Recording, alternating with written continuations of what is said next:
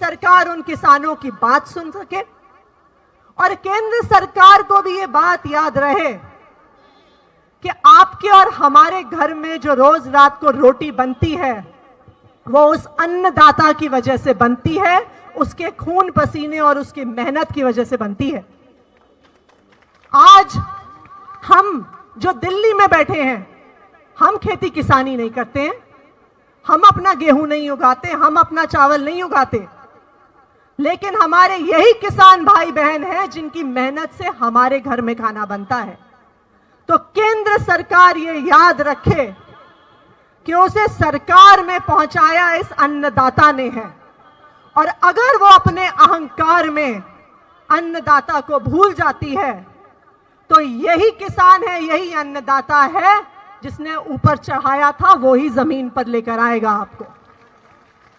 एक बार फिर किसानों के हक में एक जोरदार जयकारा, जय जवान, जय जवान।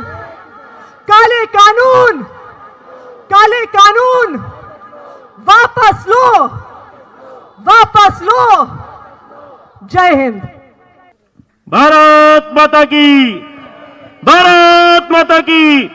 इंकलाब, इंकलाब। आप सभी साथी जो आज दिल्ली के यशस्वी मुख्यमंत्री श्री अरविंद केजरीवाल जी के आह्वान पर यहां आए हैं और उपवास में हैं, आपके अलावा देश भर से, दुनिया भर से आम आदमी पार्टी के जितने भी कार्यकर्ता हैं, चाहे वो हिंदुस्तान में हो, चाहे यूके अमेरिका में भी जो बैठे हैं, उन्होंने भी माननीय मुख्यमंत्री जी के आह्वान पर यह निर्णय करा है कि वो भी आज उपवास में रहेंगे। आज दरअसल हम सिर्फ किसानों के साथ में जो हम खड़े हैं, ये सिर्फ किसानों की बात नहीं है, ये पूरे देश की है। और आज भी जो लोग नहीं माने, जिनको लगता है कि मोदी जी तो देश के लिए कुछ कर रहे हैं, क्योंकि वो बार बार कहते थे कि देश नहीं बिकने दूंगा, याद है ना सबको। और बार बार आपने पढ़ा होगा, व्हाट्सएप पे बड़ा अच्छा आता है कि बैटरी बेच दूंगा, टायर बेच दूंगा, सीट बेच दूंगा, स्टीयरिंग बेच दूंगा, लेकिन कार नहीं बिकने दूंगा। ऐसा ही है ना। तो ये मोदी जी वही करने जा रहे हैं। इनको लगता है कि जो डेटा देने वाला है वो ज्यादा जरूरी है, लेकिन जो आटा देने वाला है वो इतना जरूरी नहीं है। जो कानून ये लेके आए हैं, किसी ने इनसे मांगा नहीं था। जो इनसे मांगो वो ये देते नहीं है, लेकिन जो किसान ये कह रहा है कि मुझे इस कानून की जरूरत नहीं है, मुझे जो चाहिए वो ये देने को राजी नहीं है। जो उसके पास एक चीज है, जमीन उसकी है, ये उसको उसी का नौकर बनाना चाहते हैं। ये चाहते हैं कि कॉर्पोरेट वाले इन जमीनों के ऊपर कब्जा कर ले और धीरे धीरे ये माहौल बन जाए कि ये जो किसान है, जो अपना पेट भर रहा है, जो देश का पेट भर रहा है, वो उन्हीं कॉर्पोरेट घराने के अंदर आके धीरे धीरे इस पोजीशन पे आ जाए कि उन्हीं के यहां नौकरी करने लगे। इतनी ठंड के अंदर जो एक किसान बॉर्डर पे बैठे हैं, कौन बैठना चाहता है? आप सब लोग बॉर्डर पे गए होंगे। आज हालात ये है कि अगर हम अपने घर के अंदर रजाई में भी बैठे हैं तो ठंड लगती है, लेकिन वहां इतनी ठंड में खुले में वो लोग बैठे हैं और ये उनका मजाक उड़ा रहे हैं। कोई कहता है ये हाईजैक हो गया, कोई उनसे कह रहे हैं लेफ्टिस्ट हैं। कल जो इनके मंत्री जी हैं रविशंकर प्रसाद जी, उन्होंने कहा है कि ये जो हाईजैक किया जा रहा है हम बख्शेंगे नहीं। एक भूमिका बनाई जा रही है कि कैसे इन्हें हटाया जाए, लेकिन शायद इनको मालूम नहीं है कि ये जो हल चलाते हैं, इनके हाथ और इनके इरादे बहुत मजबूत हैं, ऐसे हटने वाले नहीं है। और उन्होंने दिल्ली के मुख्यमंत्री जी से कहा, जब ये आ रहे थे, पहले तो सड़क खोद दी, आप लोगों ने देखा, बीच में ट्रक लगा दिए कि आ ना पाए। जब वो फिर भी बॉर्डर पे आ गए तो दिल्ली के मुख्यमंत्री जी से, अरविंद जी से इन्होंने कहा कि आप अपने स्टेडियम हमें दे दीजिए, हम इसको जेल बनाना चाहते हैं। कहा भी किससे? अरविंद केजरीवाल जी से, जो दिल्ली के अंदर सबसे ज्यादा जो हमारे किसान हैं उन भाइयों को मुआवजा देते हैं, पूरे हिंदुस्तान में सबसे ज्यादा।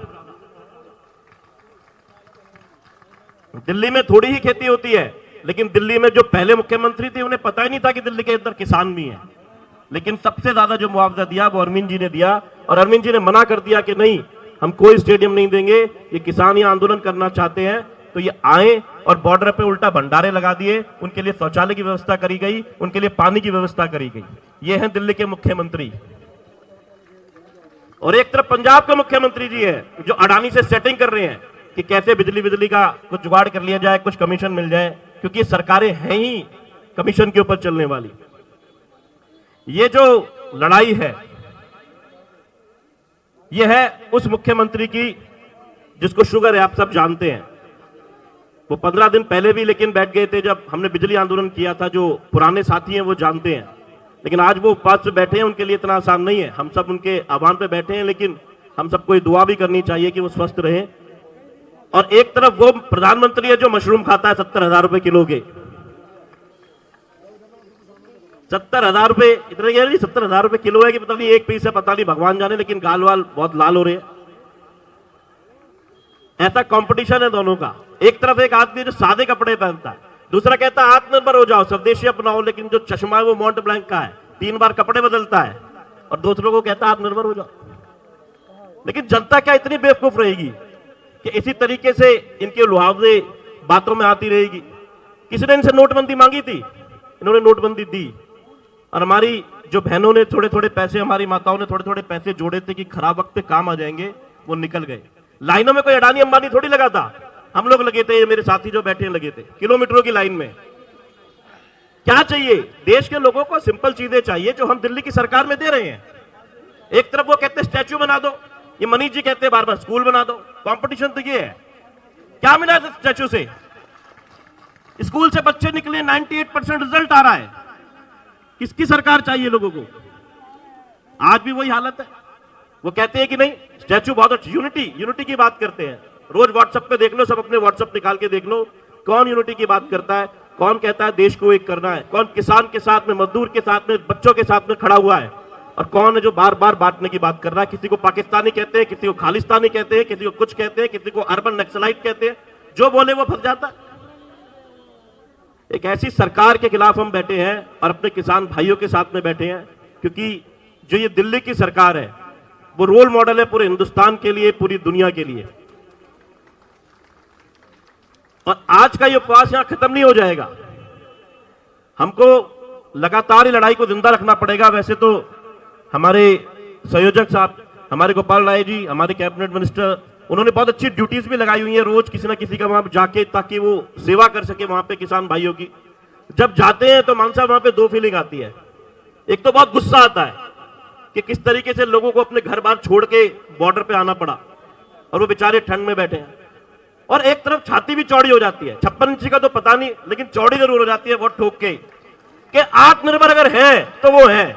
वो जो बॉर्डर में बैठे हैं उन्होंने वहां पे दुनिया भर के भंडारे लगा रखे हैं जी, मसाज भी हो रही है उनके पैरों की, बढ़िया खाने को मिल रहा है, पिज्जा भी मिल रहा है।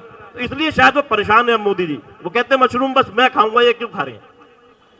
कहते हैं अमीर किसान है ये, नहीं, वो सेवादार लोग हैं, वो आपको खिला सकते हैं, वो पूरे दुनिया को जो भंडारा करा सकते हैं, लंगर लगा सकते हैं, तो अपने लिए भी कर सकते हैं। मेरा आप सभी साथियों से ये रिक्वेस्ट है कि जो आज माननीय मुख्यमंत्री जी ने जो आज उपवास अपना व्रत रखा है, मैं आपसे यही चाहता हूं कि आप अपने ट्विटर पे, व्हाट्सएप पे, क्योंकि जो सरकार है वो व्हाट्सएप की सरकार है जो केंद्र में बैठी है, ध्यान रखना। हम यहाँ बैठे रहेंगे और ये बातें आपकी जिम्मेवारी है कि आप अपनी गली में, मोहल्लों में, अपने पड़ोसियों को, दोस्तों को ये जरूर बताओ कि दिल्ली की सरकार कैसे हर उस कानून के खिलाफ लड़ने की कोशिश कर रही है जो एक केंद्र सरकार अपने अड़ियल रवैये से ला रही है। आपने कल देखा होगा कि किस तरीके से 7 दिन से मेयर हमारे घर, सीएम साहब के घर के बाहर बैठे हैं, देखा है ना सबने, उनको कोई नहीं हटाता वहां से। लेकिन कल हम चले गए अगर अमित शाह के यहाँ, या कल हम चले गए आतिशी बहन हमारी एलजी के यहाँ, तो कैसे उठा के लेके गए थे, देखा था ना आपने। उनको क्यों नहीं उठाते? दिल्ली के उप मुख्यमंत्री जी रोड पे खड़े होकर उनसे कह रहे हैं मुझे अंदर जाने दो, सीएम साहब ने बुलाया है। कहते हम पूछेंगे ऊपर। किससे पूछेंगे? बार बार पूछते रहे मनीष जी, वो बता नहीं पाए। कैसी सरकार चल रही है? तो हम सबको इकट्ठा होना पड़ेगा, अपने व्हाट्सएप को, अपने ट्विटर को, सबको बहुत ताकतवर बना लो। एक एक घर में, एक गली में जाओ और इन काले कानूनों के ऊपर आप आओ। आप सभी ने मौके का बोलने का मौका दिया, बहुत बहुत धन्यवाद। भारत माता की।